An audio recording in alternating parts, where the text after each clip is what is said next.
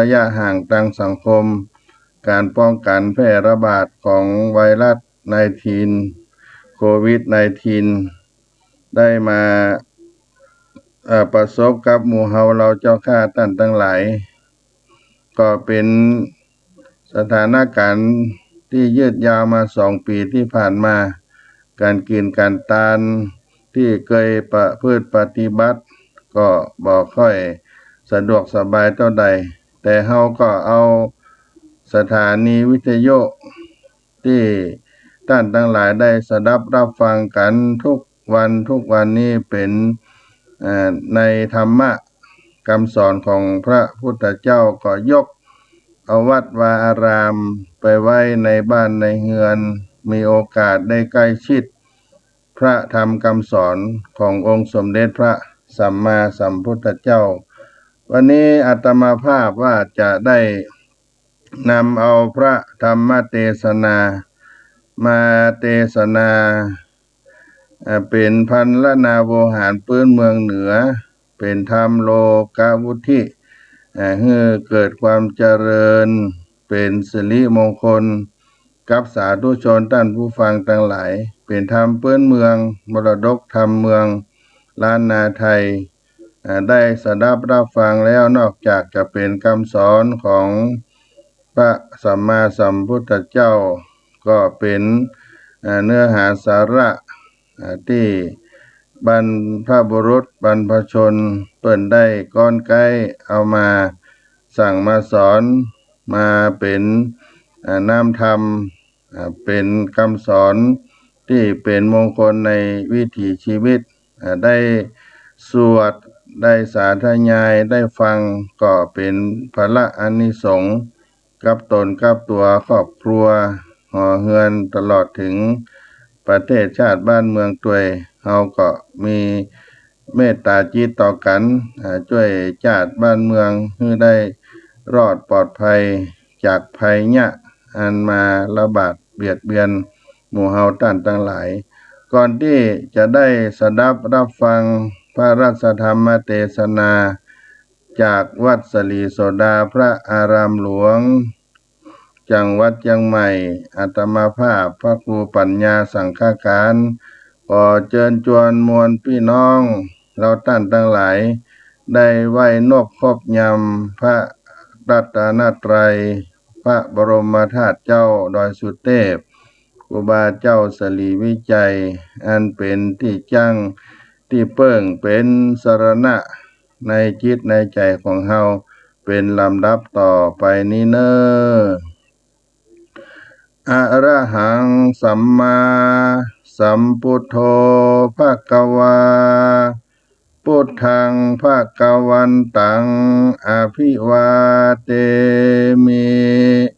สวากขาโตภควตาธัมโมธัมมังนะมัสสามิสุปฏิปันโนภควโตสาวกสังโฆสังฆังนะมามิหันธรรมยังพุทธัสสะภควโตปุปภาคณมะการังกโรมาเสนะโมตัสสะภะคะวะโตอะระหะโตสัมมาสัมพุทธัสสะนะโมตัสสะภะคะวะโตอะระหะโตสัมมาสัมพุทธัสสะนะโมตัสสะภะคะวะโตอะระหะโตสัมมาสัมพุทธัสสะไหว้พระบรมธาตุเจ้าโดยสุเทพเนอสุวรรณเจติยังเกสาวระมัทธลุงกังวะลัญญะธาตุงสุเตวะนามกังนะระเตเวหิสัพพะปูจิตังอะหังวันตามิสัพพตาน้อมนมัสการไหว้ปาลมีธรรมครูบาเจ้าสลีวิจัยญาจนะ ตนบุญแห่งล้านนาไทยเนอสีวิจัยจนะมหาเทโรสปาลาโพนิรันตรังตะมหังสังฆังสิระสานะมามิอัญญังอุจจติสิริวิจัยโยนามะมหาเทโรอุตตมะสีโลนะระเตเวหิปูจิโตโสระโหปัจจญาตินังมหาลาภาภวันตุเมอะหังวันตามิสัพพตา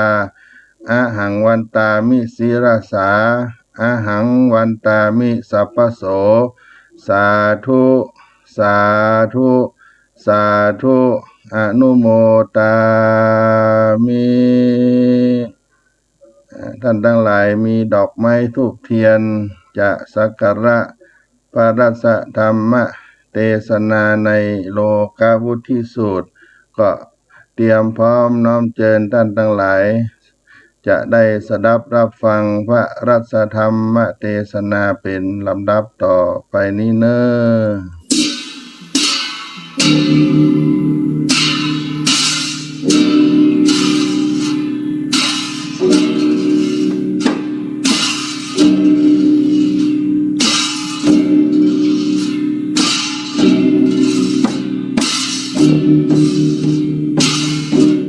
นิพพานังเยนะกะลังรัมมังเยนะกะระไสยังปันดิโตตังโน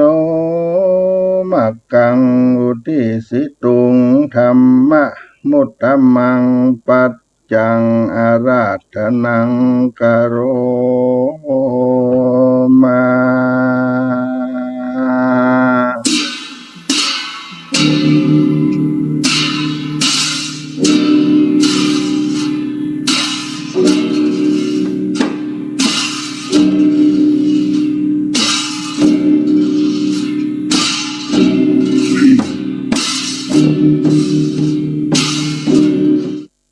นะโม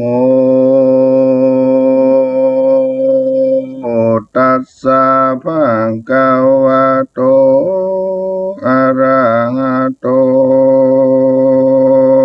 สัมมาสัมพุทธัสสะ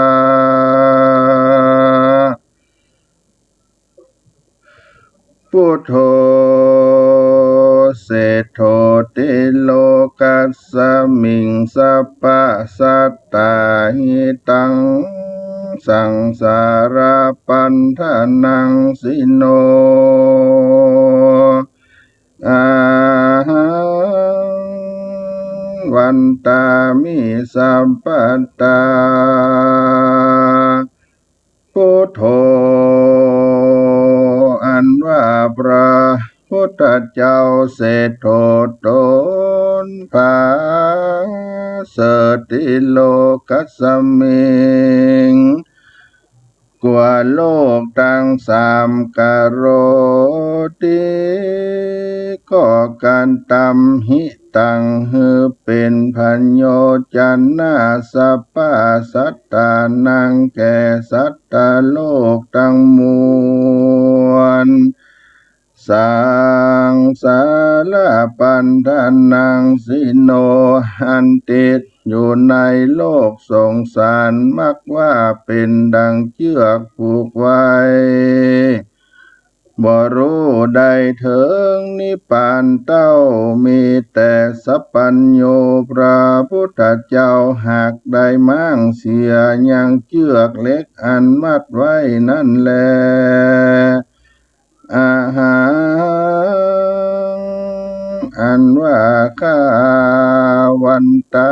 มิก็ขับไว้พุทธังยังพระพุทธเจ้าศิรสาโดยหัวแห่งคาสัพพตาในกาละทุกเมื่อแลเย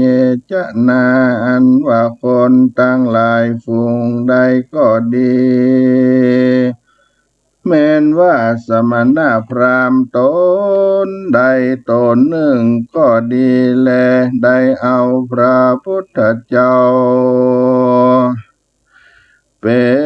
นสรณะที่จังตีเปิ้งด้วยบทว่าพุทโธเศธโธสุมาโนกาหัตโธอันว่ากหัตและนักบวชทั้งหลายฝูงนั้นก็จักได้พ้นจากทุกข์โทษต่างหลายในปัจจุปันนะและหันต่อหนาทันตาในอนาคตปลายนาจะแลธัมโมมหาโครัตนาทิโลเกสังสารันโตปิตระญิสระตวาธัมโมอันว่าพระสัทธรรมเจ้าอันใด84,000 ขันธ์สวากขาโตอันว่าพระพุทธเจ้าเทศนาไว้แล้วดีนักมหาเมโครัตนาหากเป็นแก้วดวงพระเสริฐยิ่งนักอันนำเอายังสัตว์โลกทั้งมวลพ้นและถึงฝั่งสมุทรสาครกำนาคือเวียงแก้วเนรปานนั้นบ่รู้เท่ารู้ตายนั่นแลโยปุกกะโลอันว่าปุกกะละผู้ใดมีใจใส่ศรัทธาเอาพระสัทธรรมเจ้าเป็นที่เพิ่งโดยบทว่ามหาเมโครัตโนติโลเกสังสารันโตปิวาระยังสัพพะสัตตนาวาอัปปะมัตตังปันนามามิธัมมังอาหังอันว่าข้าวันตามิสิรสาสัมปันตาดังนี้ไปใจก็จะพ้นจากกังวลโอนตรายตั้งแต่ปัจจุปันนะอันนี้และอนาคตปลายนาถ้าหลับต่อเต้าถึงนิพพานเจ้าแต่ดีหลีบ่อยากจะแลนาสังโฆวิสุทโธวรัตกินัยโยสันติทาริโยสัพพะมาลาปะหิโนกุเนหิสมิธิปัตโตอนาสโวตังปันนะมามิสังฆังสังโฆอันว่าพระสังฆเจ้าอันบริสุทธิ์ผากอบด้วยศีลสมาธิปัญญาเป็นสาวกะแห่งพระพุทธเจ้าอาหังอันว่าคาวันตามิก็ไวสังฆังยังพระสังฆเจ้าอันหาที่สุดก็ได้ศิราสาด้วยหัวแห่งคาโยจาพุทธันจาธรรมันจา พุทธันจะธรรมันจะสังฆันจะสัลลนังกาโตอาหังอันว่าข้าก็ถือเอายังคุณพระพุทธเจ้าพระสัทธรรมเจ้าพระสังฆเจ้าว่าเป็นที่เปิ้งแก่ข้าได้เตออิมังโลกังอันว่าโลกอันนี้มนเจสามิจุงจะปล่อยพ้นยังสัพพทุกตังมวลเตเยนราอันว่าคนต่างหลายฝูงใดแลได้ฟังธรรมคำสอนแห่งพระพุทธเจ้าอันชื่อว่าโลกวุติสูตรดวงพระเสริฐนี้ ก็หากจักสมฤทธิเป็นดีด้วยเข้าของเงินคำแก้วแหวนแสนสิ่งจ้างมามิ่งคาคนมนทีมากนักจันแลเตจนาอันว่าคนต่างหลายฝูงนั้นก็จักพากอบด้วยอริยธนาตั้งเจ็ดประการคือว่าศรัทธาทานังศีลาทานังหิริทานังโอตตัปปะทานังสุตะทานังจากะทานังปัญญาทานังเอเตทานังอันว่าเขาของฝูงนี้แลมีแก่ปุกะละฝูงใดก็หากจักจำเริญแก่ปุกะละผู้นั้นจะแลโยปงกาโลอันว่าปุกะละผู้ใดได้ฟังธรรมอันชื่อว่าโลกวุฒิดวงผาเสดนี้บ่หอนจักมีอายุสันมินสันทักภาวะจาจันแลโยปุกะโลอันว่าปุกะละผู้ใดมีใจใส่ศรัทธาได้แต้มได้เขียนก็ดีได้ฮือผู้อื่นแต้มและเขียนได้ปูจาเอามาเป็นตานก็ดีดังอ่านแม้นว่าได้ไปเกิดจันฟ้าไปบนก็จังยิ่งกว่าเทว่าบทเทวดาตั้งหลายแต่แลเตียนย่อมพากอบไปด้วยสาลีสัมปติยิ่งกว่าเทวบุตรเทวดาปัญญาอินตาปัญญาพรหมก็มีแลโยนะโรอันว่าคนต่างหลายฝูงใดและถือเอาธรรมโลกวุฒิดวงผาเสดนี้เป็นที่เปิ้งโดยบทว่าพุทโธติโลกัสสมิงดังนี้จุข้าเจ้าเอาเป็นกรรมฐานคนผู้นั้นก็จักใดก็จักบ่ได้เป็นข้าต้านสัพพวัตญาติจักใดเป็นเจ้าแก่ต้านจุภาวาญาติหิโดยมีแต่แลก็จักประกอบไปด้วยสัพพันนรังสีหกประการจักหือต้านโจมชื่นยินดีแก่เรานั้นจา สถานว่าสัพพัญโยพระพุทธเจ้าอาหะก็กล่าวยังคาถาอันนี้ว่าญาติตังสุขังโลเกปัจจคโมภวิสติสกเตนะกุสเลนะมะยังสวัมหาเสดังนี้ภิกขเวดุราภิกขุต่างหลายญาติตังมักว่ายังหิตังปุกะโลอันว่าปุกะละผู้ใดมักว่าใครเถิงยังสุขในโลกนี้โลกนาจริงจักขอด้วยบทว่าปัจจาขังก็ปงลงยังตนและใจแห่งข้าเพื่อฮือเข้าสู่นิพพานนั้นจากพ้นจากพยาวัฏสงสารนั้นแลปันดิโตอันว่านักปราชญ์เจ้าต่างหลายอันมีพระพุทธเจ้าเป็นเก้าเป็นประธานเมื่อสร้างสมปานวันนั้นก็บ่ละเสียยังโลกวุฒิสูตรอันมินสักภาวาญาติและพระพุทธเจ้าจึงกล่าวคาถาว่าปัญจวัสสะตายุตังสกะกายังอุปกามิติอันนี้ฮือปูจาและสังวาสสวดที่ญายเมตตาภาวนา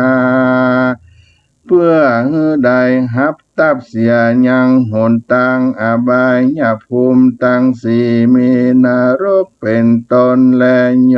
นโรอันว่าคนฝูงใดมีใจศรัทธาในกุณเกี่ยวสามประการได้เฮียนเอาคาถาธรรมอันนี้โดยปากโดยใจแล้วจวนกันตั้งใจฟังยังธรรมโลกวุทิสูตรดวงผาเสดนี้ตั้งแต่ต้นถึงปลายก็จักมีอายุมันยืนยาวเป็นดังเทวบุตรเทวดาพญาอินตาพญาพรหมต่างหลายฝูงนั่นแลตุมเหพระวันตาอันว่าต้านตั้งหลายกันว่าหอมยับเข้าของเงินคำสัมปติบอกคืนมักว่าป้อยชิบหายเป็นอนตรายต่างๆนานาจุ่งจักจวนกันตั้งโสดาภาศาสตร์ฟังธรรมโลกวุฒิดวงอันผาเสดอันนี้โดยใจอันอ่อนน้อมนบคบยำก็จักได้พ้นเสียจากภัยยะกังวลอนตรายจากโรกาพญาที่ตั้งมวลแม้นว่าจักลี่ล้อมเข้าของเงินคำสัมปติก็จากมั่งมูลตุนเต้าได้อยู่ดีมีสุขกำจุวรศาสนาไปใจใจตั้งแต่ปัจจุบันชาตินี้ทลาบต่อเต้ามหาเนลาปานบ่อยาจะแลอันว่าธรรมโลกวุฒิดวงผาเสดอันนักผาเจ้าตั้งหลายหากออกมาแต่ในพระอภิธรรมมาปิตกะวุฒิสูตรมานั่นก็เพื่อโปรดยังคนตั้งหลายอันมักบังเกิดด้วยภัยยะอนตรายต่างหลายในโลกนี้จะแลนาโลกาวุฒิสุดตังนิติตังขีญาสังวันนาจาโดยโลกาวุฒิสูตรอันพระพุทธเจ้าหากได้เทศนาให้แก่พัญญาปเสนาธิโกสระราจาก็บังคมสมเด็จเสด็จสาธุสาธุสาธุ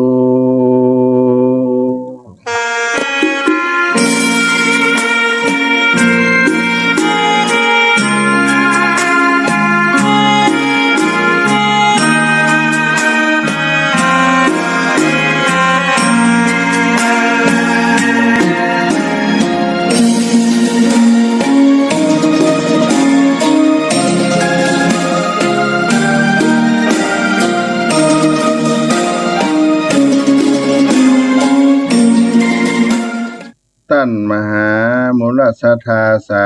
ธุชนชนท่านทั้งหลายได้สดับรับฟังโลกวุฒิธรรมหรือธรรมโลกวุฒิสูตรอันพระสัมมาสัมพุทธเจ้าได้เทศนาให้แก่พระญาปเสนทิโกสรราชาอันอยู่ในเมืองสาวัตถีนครที่ประเทศอินเดียก็มีนักปราชญ์อาจารย์เจ้าในล้านนาของเฮาก็ได้นำเอามารจนาเป็นพันล้านนาโวหารปืนเมืองล้านนาไทยเป็นธรรมมังกละ เอาไปเทศนาเพื่อเป็นสิริมงคลเมื่อชีวิตของเฮาได้ดำเนินมาอาจจะบ่ได้สมปรารถนามีสิ่งที่คัดข้องด้วยประการใดก็ดี แม้นว่าเป็นเปียธิโลกาพยาธิต่างๆนานาก็จักลำงับกับหายด้วยพุทธานุภาพแห่งรัสธรรมมาเทศนาธรรมานุภาพแห่งพระพุทธเจ้านี้ และประการหนึ่งจักได้มั่งมูลต้นเต้าไปด้วยสัมปติเข้าของเงินคำจักได้อยู่ดีมีสุขได้กำจูบละพุทธศาสนาไปใจด้วยอานิสงส์ของการได้เอาน้ำธรรมคำสอนนี้เอาไปใจในวิถีชีวิตเป็นที่จ้างที่เปิ่งเป็นมังกละกับตนกับตัวไปจุภาวะนุภาวะใจในโลกาวุธิสูตรเปิ้นก็ได้กล่าวด้วยพระสูตรที่เป็นความเจริญของคฤหัสถ์เจ้าบ้านผู้ครองเรือนเฮาท่านทั้งหลายถ้าเฮาอยากรู้ว่าการที่เฮาเกิดมาแล้วในชาตินี้คุ้มค่าหรือไม่สำเร็จในชีวิตหรือไม่ก็สามารถเอาวุฒิสูตรเอาไปใจเอาไปวัดในการประพฤติปฏิบัติของเฮาในวุฒิสูตรนี้ก็ได้มีคำอธิบายหรือว่าเนื้อหาสาระที่ได้ขยายจะนำเอามาให้ศรัทธาท่านทั้งหลายได้สดับรับฟังเป็นกรรมโหนำเอาไปใจในเนื้อสาระธรรมนี้โลกาวุธิสูตรเป็นเรื่องราวของวิถีชีวิตของเฮาซึ่งมีชีวิตที่สมบูรณ์แบบของคนเฮามีวิถีชีวิตสมบูรณ์แบบในมุมมองของแต่ละคนนั้นอาจมีความหมายที่แตกต่างกันไปบางคนอาจจะคิดว่าความสุขจากทรัพย์คือความสุขที่ทำให้ชีวิตเฮาสมบูรณ์บางคนก็คิดว่าชีวิตที่เต็มไปด้วยความเสียสละนั่นคือความสมบูรณ์แบบของชีวิตและบางคนอาจคิดว่าความสำเร็จในหน้าที่การงานคือความสมบูรณ์แบบของชีวิตโลกาวุธิสูตรหรือวุธิสูตรนี้ว่าด้วยความเจริญของฆราวาสผู้ครองเรือนของเฮาท่านทั้งหลายถ้าเฮาอยากรู้ว่าเฮาเกิดมาแล้วในชาตินี้มีความคุ้มค่าในชีวิตหรือไม่สำเร็จในชีวิตหรือไม่ก็สามารถเอาวุฒิสูตรนี้ไปเป็นตัววัดได้มีทั้งหมด10ข้อในวุฒิสูตรทั้ง10ประการ10ข้อนี้ท่านได้แบ่งเป็น2อย่างถ้าเกิดมาครบก็ประกอบไปด้วยโลกิยทรัพย์ทั้ง5ประการและอริยทรัพย์ทั้ง5ประการถ้ามีครบทั้ง10ข้อนี่ก็คุ้มค่าในชีวิตของเฮา 100% การเจริญด้วยโลกิยทรัพย์5ประการถ้าอยู่ในช่วงที่บุญส่งผลจะทำให้เฮาเจริญด้วยสิ่งเหล่านี้ก็คือ1เจริญด้วยนาและสวนหมายถึงอหังสาลิมทรัพย์ทรัพย์ที่เคลื่อนที่บ่ได้ตั้งหลาย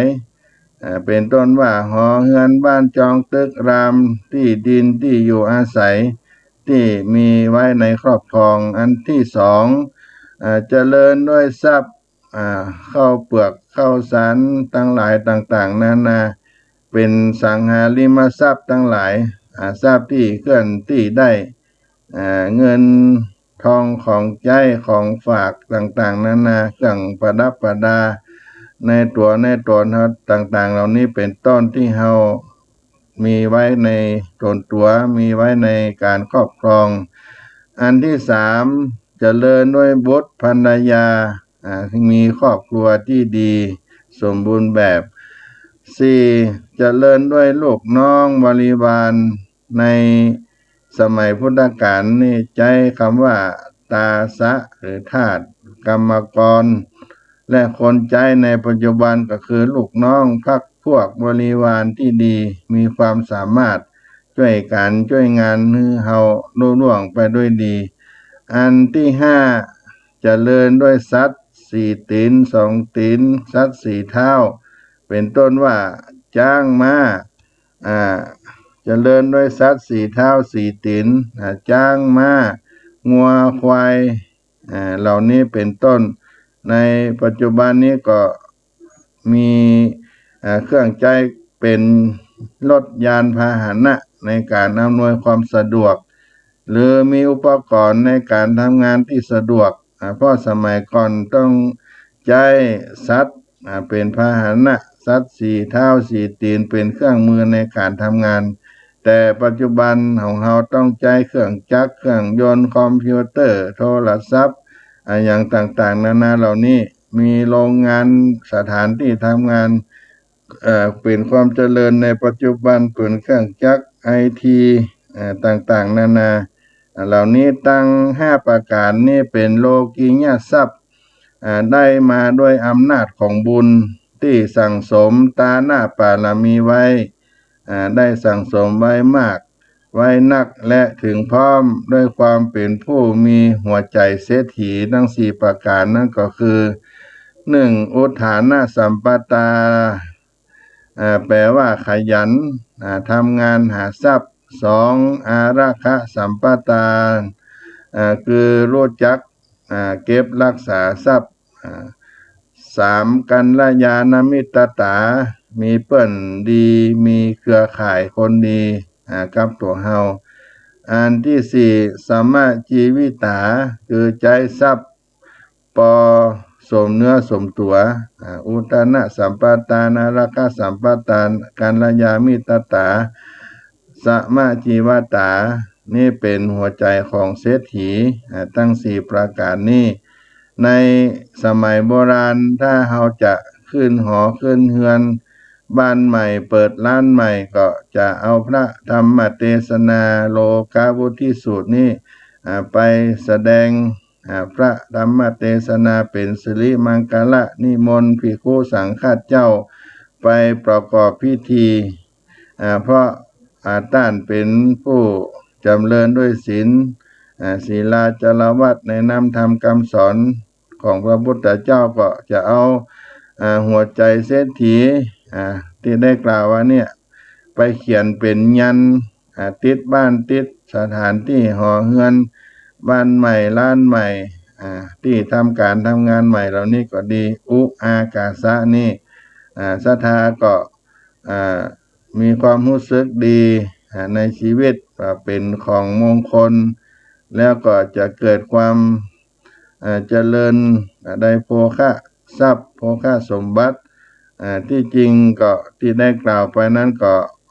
เป็นหัวใจเศรษฐีนั้นก็นั่นก็ย่อมาจากอุทานะสัมปทานคือขยันมันหาทรัพย์นั่นเองถ้าเฮาบ่มันบ่ขยันทรัพย์ก็บ่มาเป็นหัวใจเศรษฐีข้อแรกข้อนี้คนทั่วไปจะได้พอหูอยู่แต่นึกว่ามีแค่ข้อเดียวคนไหนที่ขยันทำงานแล้วหันว่ายังบ่รวยก็เพื่อไปตรวจสอบไปแห่มสามข้อที่เหลือนั้นเขาก็จะสมบูรณ์อุอากาสะคาถาหัวใจเศรษฐีในข้อที่สองว่าย่อมาจากอาราคสัมปทานคือหูจักเก็บรักษาทรัพย์ข้อสองนี้ท่านบอกว่าหามาได้เท่าใด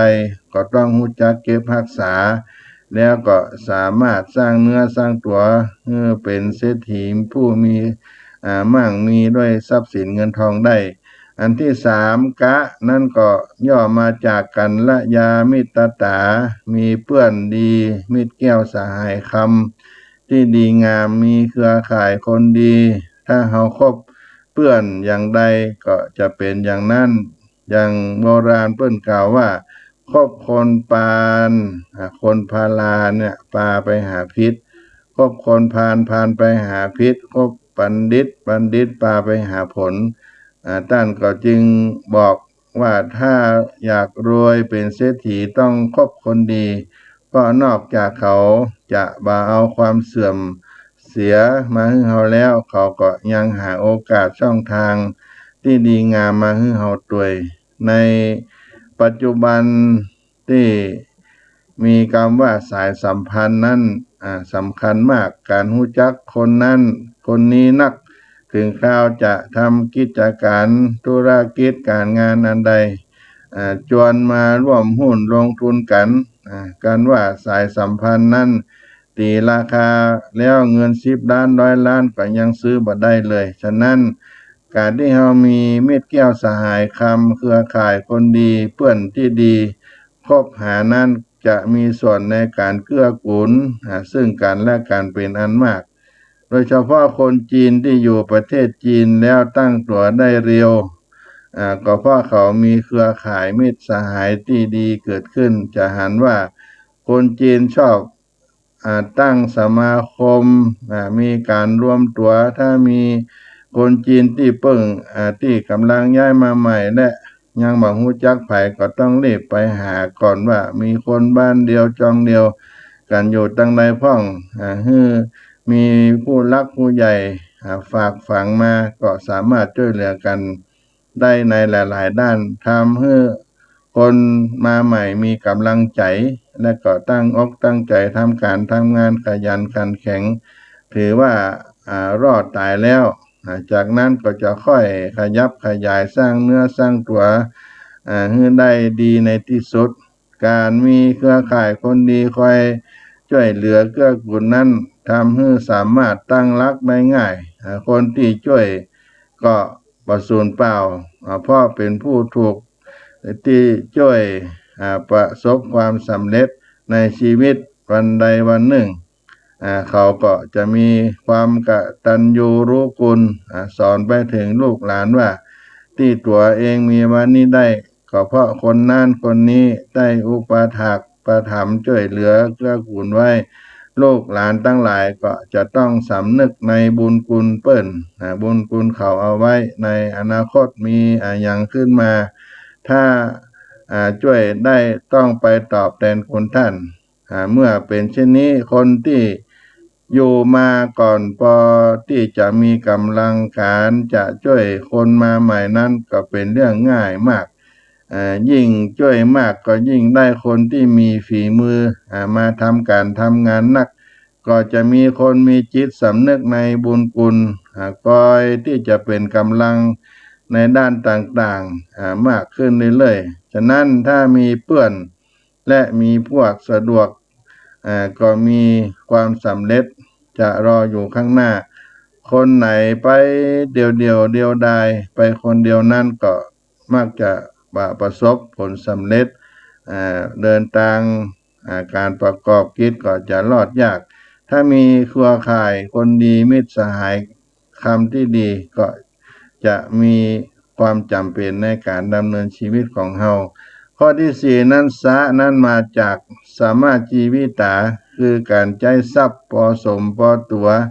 หมายถึงการใช้จ่ายที่บ่เกินตัวโบราณที่เปิ้นกล่าวไว้ว่ามีสลึงพึงบรรจบให้ครบบาทอย่าให้ขาดสิ่งของต้องประสงค์มีน้อยใจน้อยก้อยบรรจงอย่าใจหลงฮื้อมากอย่ายากนานแต่ว่าในปัจจุบันนี้ต้องสอนใจตัวเก่าฮื้อมากกว่าเดิมเป็น10เท่าเพราะตอนนี้ในวิถีชีวิตของเฮามันก็เปลี่ยนแปลงไปหลายๆด้านในการเงินการทองโดยเฉพาะสถานการณ์ปัจจุบันนี้ก็เป็นที่ลำบากต้องใช้วิถีชีวิตของเฮาด้วยพอเพียงประหยัดต้องจำเป็นในการใช้การจ่ายให้สมตัวถ้าเฮาจ่ายเกินตัวไปก็จะลำบากในวิถีชีวิตของเฮาก็ควรที่จะทำแผนตารางการใช้การจ่ายของเฮาในปัจจุบันนี้ เงินทองของใจต่างๆเฮาใจไปที่สำคัญที่ว่าสำคัญเฮาก็เอามาพินิจพิจารณามีการบันทึกมีการเขียนรายรับรายจ่ายขีดจดเขียนไว้ทุกวันก็จะได้นำเอามาพินิจพิจารณาดูที่จำเป็นที่บ่จำเป็นของเฮาเป็นแผนในการดำเนินชีวิตของเฮาฉะนั้นหัวใจเศรษฐีอยากเป็นเศรษฐีอยากเป็นมหาเศรษฐีคุณค่าของเงินก็ต้องลงมือร่วมทำการดำเนินแผนในชีวิตของเฮาให้ได้ออกมาโดยการรัดกุมในสภาพสังคมปัจจุบันนี้ถ้าได้4ข้อนี้ตั้งขยันรู้จักเก็บมีมิตรแก้วสหายคำเปื้อนดีใจจ่ายพอสมพอตัวอย่างนี้เฮาก็จะมั่งมุนตุ้นเต้าไปด้วยสัมปติเข้าของเงินคำอย่างแน่นอนการเจริญด้วยอริยทรัพย์ทั้ง5ประการนี้เป็นการสร้างบุญใหม่ให้กับเฮาถ้าเฮาใจแต่บุญเก่าโดยบ่สร้างบุญใหม่เมื่อบุญหมดก็แย่ฉะนั้นถ้าเฮามีบุญเก่าดีแล้วกำลังที่เฮาจะสร้างบุญใหม่ก็ย่อมง่ายได้ดังนั้นต้องเอาบุญต่อบุญใจจังว่าโอกาสที่มาถึงเฮานั้นสามารถสร้างบุญใหม่จะสร้างบุญใหม่ได้ก็ต้องมีอยู่5ประการ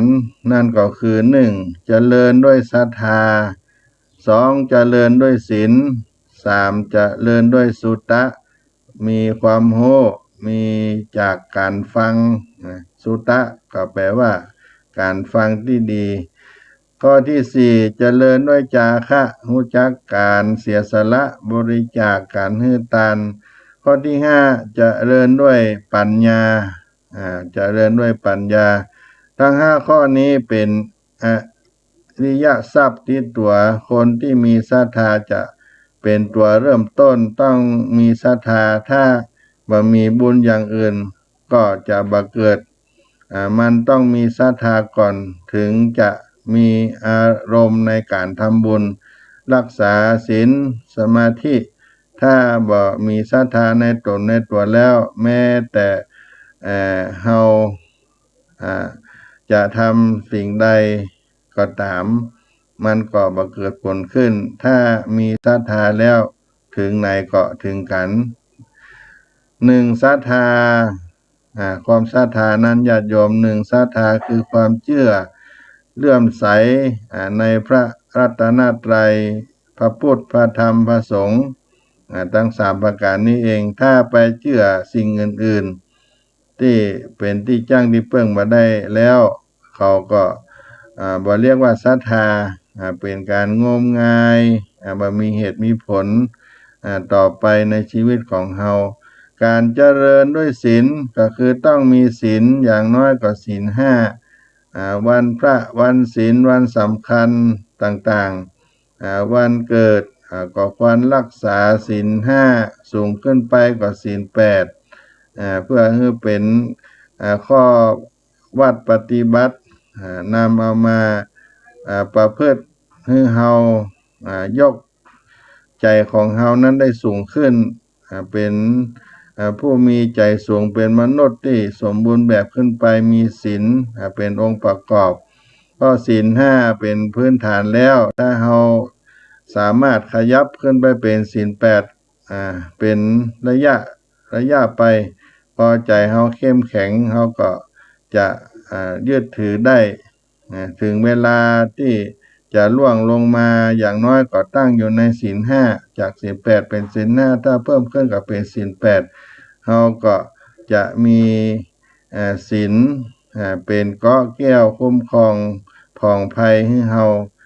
ได้มีความร่มเย็นเป็นสุขอันที่3การเจริญด้วยสุตตะคือความรู้ในที่นี้ก็เน้นในรู้ในธรรมะรู้ว่าอันใดเป็นบุญอันใดเป็นบาปอันใดเป็นความชั่วความดีอันใดเป็นกุศลหรือว่าอกุศลถ้าเกิดมาจากไหนเกิดมาทำไมตายแล้วเขาจะไปไหนความรู้3ข้อนี้สำคัญมาก เอามาพินิจพิจารณาของเฮาจะเป็นสิ่งที่ให้คำตอบเฮาในบ้านป่าในชีวิตของเฮารู้บาปรู้บุญรู้ทางโลกพอประมาณรู้ทางธรรมก็ให้เกิดขึ้นในชีวิตของเฮารู้บาปรู้บุญรู้ดีรู้ชั่วรู้การอันควรบ่ควรเฮาก็จะมีบุญที่ได้สั่งสมบุญให้มากขึ้นและก็จะไปถึงสวรรค์นิพพานได้การเจริญด้วยจาคะก็คือรู้จักเสียสละบริจาคให้ทานเป็นการสละทรัพย์สินสิ่งของเป็นทานหรือจะเป็นการสละอารมณ์ที่บดีให้เป็นทานก็ตามอารมณ์ที่เฮาโกรธเฮาเกลียดว่าเก็บไว้ในจิตในใจให้สลัดทอดทิ้งออกไปสิ่งนี้ก็จะเป็นอริยทรัพย์ติดตัวเฮาไปเพราะฉะนั้นญาติโยมท่านทั้งหลายถ้าตั้งใจเดินตามรอยในบุญกุศลอย่างเช่นไม่ออกในอดีตผู้มีบุญบารมีอย่างพระนางวิสาขาก็ดีนายอนาถปิณฑิกะมหาเศรษฐีก็ดีที่ได้พร่ำพร้อมไปด้วยโลกียสมบัติอริยสมบัติเขาก็จะได้มีคำตอบในชีวิตของเขาเกิดมาชาตินี้ได้คุ้มค่าเพราะโอกาสอันประเสริฐถึงพวกเฮามาเตือนของเฮาแล้วต้องมีทุนบุญที่สำคัญในชีวิตของเฮาได้ความเป็นมนุษย์เพราะกายมนุษย์เท่านั้นที่จะสามารถสั่งสมบุญบารมีและถ้าเฮาได้เดินหน้าทำความดีแล้วบุญจะมีสิ่งที่เข้ามาเป็นองค์ประกอบของวิถีชีวิตเฮาเป็นมงคลในชีวิตในโลกวุฒิสูตรนี้ก็ทำให้เฮาได้เจริญรุ่งเรืองสืบไปวันนี้อาตมาภาพก็ได้เอาพระธรรมเทศนาที่เป็นมงคลในชีวิตที่ท่านทั้งหลายเคยได้ยินได้ฟังถ้าหากว่าขึ้นบ้านใหม่ทำเปิดกิจการร้านค้าต่างๆนานาบอกว่าหอเฮือนบอกว่าบ้านเมืองบ่สุขบ่สบายเป็นโลกาพยาธิเกิดขึ้นหอเฮือนเดินดาวอยู่บ่ม่วนบ่หวานเอาธรรมเทศนาโลกาวุฒิสูตรนี้ไปแสดงธรรมและนำเอาไปใช้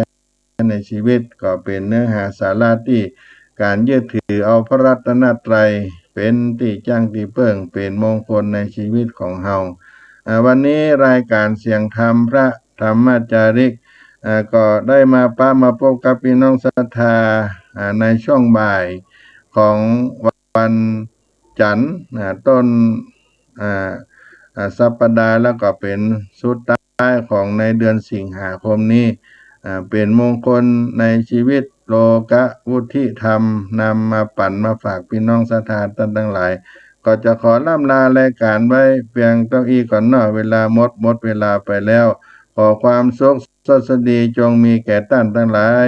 ท่านผู้ฟังทั้งหลายทุกท่านทุกคนจัตตาโลธรรมาวะทันตุอายุวันโนสุขังปะลัง